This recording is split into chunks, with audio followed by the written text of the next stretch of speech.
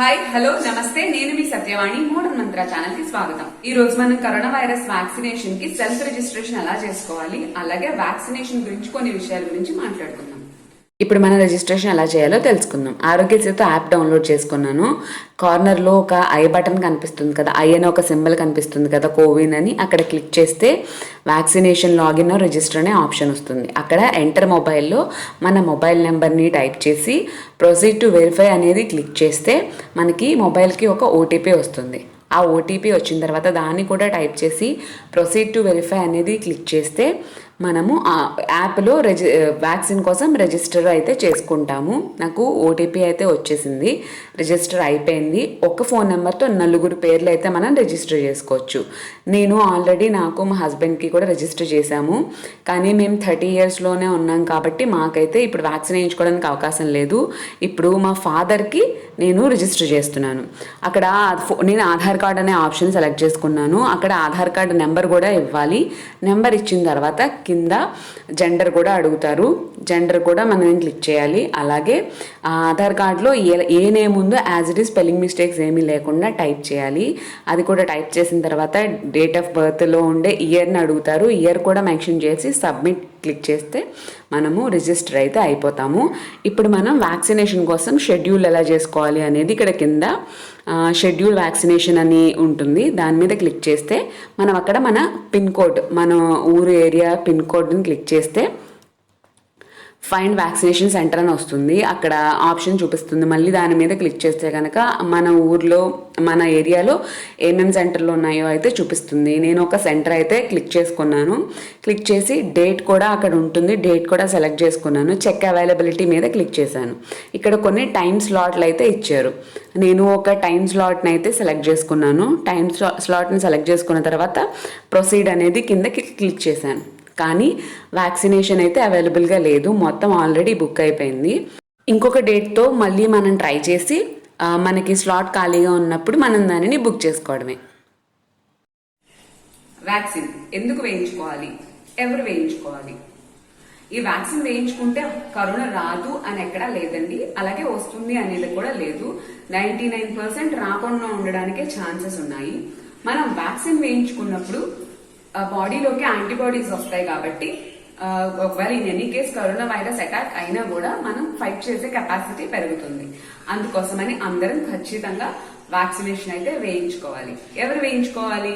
Already corona వచ్చి తగ్గిన వాళ్ళు వేయించుకోవాలి, లేదా అసలు రాని వాళ్ళు కూడా వేయించుకోవాలి. ప్రతి ఒక్కరు 18 సంవత్సరాలు వచ్చిన వాళ్ళ దగ్గర నుంచి ప్రతి ఒక్కరు వ్యాక్సినేషన్ అయితే తప్పనిసరిగా వేయించుకోవాలి. నేను వ్యాక్సిన్ వేయించేసుకున్నాను కాబట్టి హ్యాపీగా తిరిగేయచ్చానంటే అలా తిరగకూడదండి. వ్యాక్సిన్ వేయించుకున్నా కూడా మాస్క్ పెట్టుకోవాలి, శానిటైజ్ చేసుకోవాలి, సోషల్ డిస్టెన్స్ పాటించాలి. ఎందుకంటే మనం వ్యాక్సిన్ వేయించుకున్నాం కాబట్టి మనల్ని కరోనా వైరస్ ఏమీ చేయలేకపోవచ్చు, కానీ మన ద్వారా వేయించుకునే వాళ్ళకి ఎవరికైనా అంటుకునే ప్రమాదం ఉంది కాబట్టి మనం తగిన జాగ్రత్తలు ఖచ్చితంగా తీసుకోవాలి. ఫస్ట్ డోసు, సెకండ్ డోసు 2 ఖచ్చితంగా వేయించుకోవాలి. ఫస్ట్ డోసు కోవాక్సిన్ వేయించుకుని సెకండ్ డోసు కోవిషీల్డ్ వేయించుకుంటాను, లేదా అంటే వైస్ వర్సా వేయించుకుంటాను అంటే కుదరదండి. ఫస్ట్ డోస్ కోవాక్సిన్ వేయించుకుంటే సెకండ్ డోస్ కూడా కోవాక్సినే వేయించుకోవాలి. అదే ఫస్ట్ డోస్ కోవిషీల్డ్ అయితే సెకండ్ డోస్ కూడా అదే వేయించుకోవాలి. అలాగే ఫస్ట్ డోస్ లోను సెకండ్ డోస్ లోను ఏమి తేడా ఉండదండి. ఫస్ట్ డోస్ లో ఏమైతే ఇంజెక్ట్ చేస్తున్నారో అదే క్వాంటిటీ అదే క్వాలిటీ మళ్ళీ మనకి ఇంజెక్ట్ చేస్తారు. ఇదంతా ఇమ్యూనిటీ పెంచడం కోసం, మన బాడీలో యాంటీబాడీస్ ప్రొడ్యూస్ అవ్వడం కోసం మాత్రం జరుగుతూ ఉంటుంది. సో మెయిన్ గా వ్యాక్సిన్ వేయించుకున్న తర్వాత జ్వరం వస్తుందంట, హెడేక్ వస్తుందంట అని చాలా మంది భయపడిపోయి వ్యాక్సిన్ వేయించుకోవడం లేదు. మెయిన్ వేయించుకోకపోవడానికి అయితే అదే కారణం అండి. అన్ని శరీర తత్వాలు ఒకేలాగా ఉండవు, అందరి బాడీలో ఒకలాగా రియాక్ట్ అవ్వవు. కొంతమందికి మైల్డ్ ఫీవర్ రావచ్చు, కొంతమందికి 2-3 days దాకా ఫీవర్ ఉండొచ్చు, కొంతమందికి హెడేక్ రావచ్చు, కొంతమందికి బాడీ పెయిన్స్ రావచ్చు, కొంతమందికి అయితే వ్యాక్సిన్ ఏ హ్యాండ్ కి అయితే చేశారో ఆ ప్లేస్ లో బాగా నొప్పి, చేయి కూడా లేపలేకపోవడం అట్లాంటివి వస్తున్నాయి. ఎందుకంటే మా అమ్మగారికి కూడా అలాగే వచ్చింది. ఆ హ్యాండ్ అయితే బాగా పెయిన్ వచ్చింది, అలాగే లైట్ గా ఫీవర్ వచ్చింది. పారాసిటమాల్ టాబ్లెట్ అయితే వేసుకున్నారు. వ్యాక్సినేషన్ సెంటర్ లో వాళ్ళే చెప్పారట, లైట్ గా ఫీవర్ వస్తే కనుక కంగారు పడకండి, ఏమీ కాదు అని చెప్పని వాళ్లే పారాసిటమాల్ టాబ్లెట్ కూడా వేసుకోమని చెప్పారట. సో అమ్మ అలా వేసుకున్నారు. ఒక రోజులోనే మొత్తం అంతా సెట్ అయిపోయింది. అయితే వ్యాక్సిన్ వేయించుకున్న తర్వాత ఇవాళ వ్యాక్సిన్ వేయించుకుంటాం కదా, కొంచెం ఇవాళ రేపు కొద్దిగా రెస్ట్ తీసుకోవాలండి. ఎందుకంటే ఆల్రెడీ బాడీలో మన శరీరంలోకి కొత్త పదార్థాలు వచ్చినాయి, కొత్త యాంటీబాడీస్ వచ్చినాయి. అవి మన శరీరంలో అడ్జస్ట్ అవ్వడం కోసం లోపల ఫైట్ చేస్తున్నాయి. అలా చేస్తున్నప్పుడు మనం బయట ఎక్కువగా స్ట్రైన్ అయిపోయి ఎండలోకి వెళ్ళిపోయి వాటర్ సరిగ్గా తాగకుండా రెస్ట్ లేకుండా ఉంటే మన బాడీ ఇంకా అలసిపోతుంది. కాబట్టి ఇంకొంచెం ఎక్కువ ఫీవర్ రావడానికి అవకాశం ఉంటుంది. అందుకే వ్యాక్సిన్ వేయించుకున్న తర్వాత ఇవాళ రేపు కూడా కొద్దిగా రెస్ట్ తీసుకోవడానికి ట్రై చేయండి. ఇంట్లో రెగ్యులర్ గా వంట చేసుకోవడం అట్లాంటి పనులని చేయొచ్చండి. అలా ఎండలోకి వెళ్లి బాగా ఓవర్ గా స్ట్రెయిన్ అవ్వడం అలాంటివి చేయకూడదు.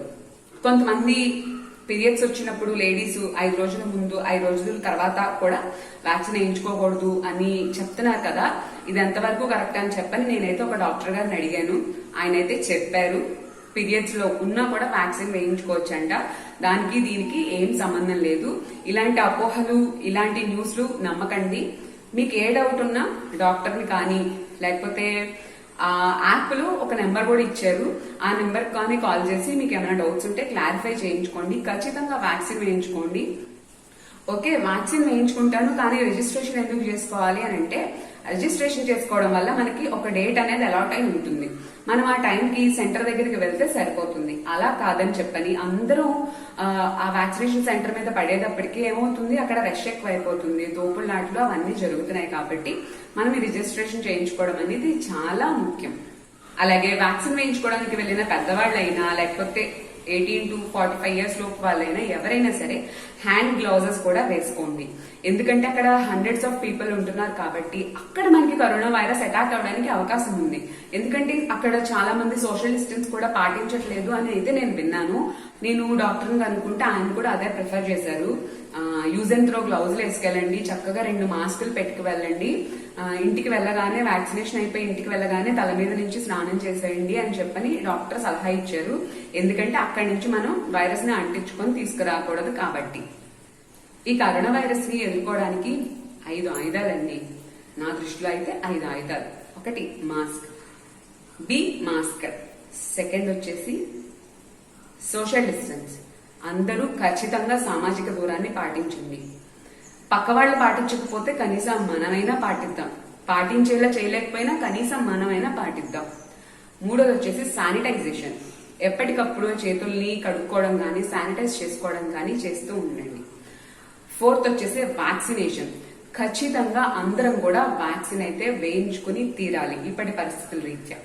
5వది last but not least, be strong. మనోవ్యాధికి మందు లేదండి, ధైర్యంగా ఉండండి. కరోనా వచ్చిన ప్రతి వారు చనిపోరు. ముందుగానే మనకి సిమ్టమ్స్ తెలిసి మనం కరెక్ట్ మందులు వేసుకొని హోమ్ ఐసోలేషన్ లో ఉంటే మనం కరోనా వైరస్ ని తేలికగా పారద్రోలొచ్చు, తేలిగ్గా ఎదుర్కోవచ్చు. ఈ 5 ఆయుధాలు, ఈ పంచాయుధాలు మన ఆస్తి. ఇప్పుడు ప్రస్తుతం ఇదే మన ఆస్తి, ఇదే మన స్ట్రెంగ్త్. చూడండి, ఒక్కొక్క వేలు విడివిడిగా ఉంటే ఎవరైనా సరే మిగిలిన వేళ్ళని తెరవచ్చు. 5 వేళ్ళు మూసుకొని పిడికలుగా ఉన్నప్పుడు విడదీయలేరు కదా. మన పెద్దవాళ్ళు అంటుంటారు కదా, ఐకమత్యమే మహాబలం అని. ఈ 5 ఆయుధాలు పాటించండి, మీరు సేఫ్ గా ఉండండి, మీ ఇంట్లో వాళ్ళని కూడా సేఫ్ గా ఉంచండి. Stay home, stay safe, stay healthy, be vaccinated, be masked. నమస్తే.